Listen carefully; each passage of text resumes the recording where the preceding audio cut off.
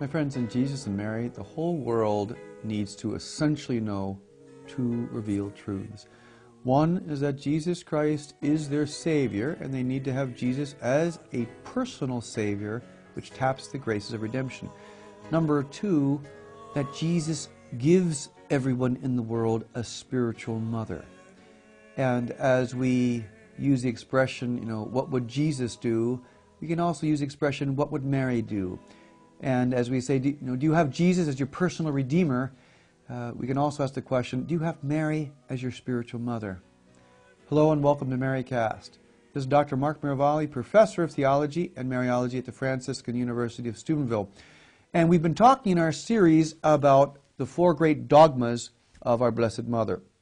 That she is, number one, the Mother of God, a truth proclaimed at the Council of Ephesus in 431 A.D., secondly, that she is the perpetual Virgin, pronounced by Pope St. Martin I in 649 at the Lateran Council, and then confirmed at Third Constantinople in 681. Thirdly, that she is the Immaculate Conception, solemnly defined as a dogma of faith by Blessed Pius IX on December 8th of 1854. And number four, that she is assumed body and soul into heavenly glory, solemnly defined using papal infallibility by servant of God Pius XII on November 1st, 1950. Now these are profound truths which deeply affect you and me.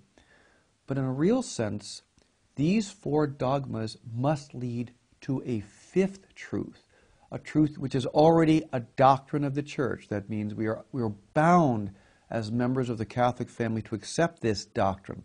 And that is that the Mother of God, the Immaculate Conception, the Perpetual Virgin, the woman assumed into heaven, has a relationship, a personal relationship with you and me. And that is this fifth doctrine the Church pronounces, that Mary is the spiritual mother of all peoples. She's the spiritual mother of all humanity. And in a real sense, if we reject this fifth doctrine, we could say, well, what's the value of the first four? These are all truths about Mary in relation to Jesus, but how does it impact me if I don't believe that Mary is my spiritual mother? Now, I want to go back to a historical moment, that being December 1st, 1950. This is 1 month after Pius XII solemnly defines Our Lady's Assumption. What happens is you have the principal Mariologists, the theologians studying Our Lady, gathering in Rome. And as a result of this international academy, they come up with a petition to Pius XII. And the heart of the petition says this, that now that all the earthly prerogatives, the earthly truths, the earthly favors regarding Our Lady have been solemnly defined, we ask you, we petition you to define one more, which would really be the last truth regarding Our Lady. And that is that she is the universal mediatrix of graces.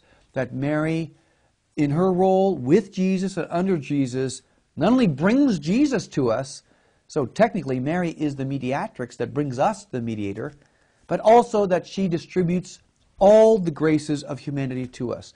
And the most generic understanding of what I've just said and what the Mariologists asked the Pope to define is that she is a mother to us in the order of grace.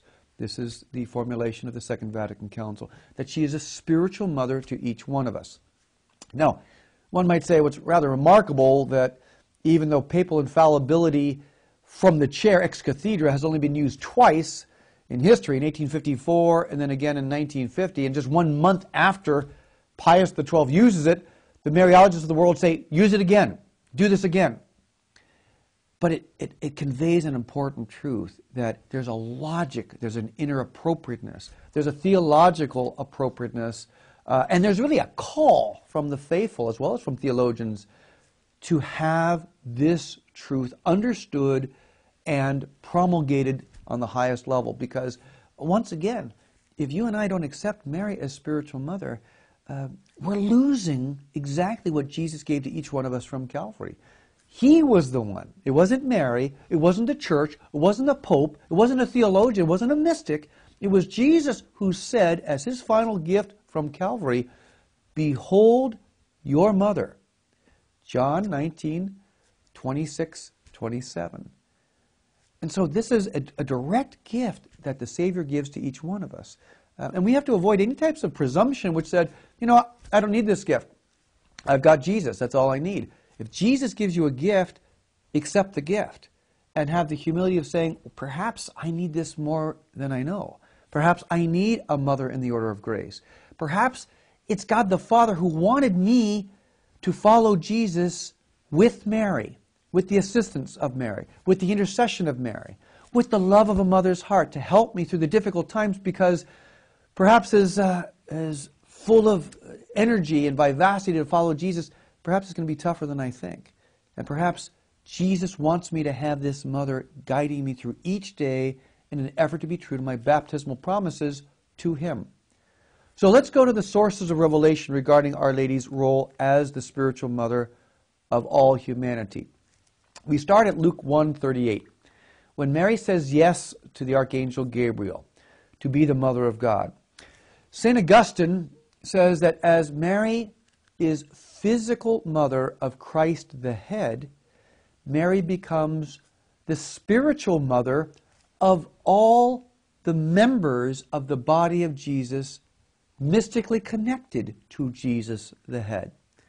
So, for example, as Mary gives physical birth to Jesus, she gives spiritual birth to each one of us. My friends, never pull apart the mystical body of Jesus. Don't separate the head from the members. That's violent. Don't do a mystical decapitation here.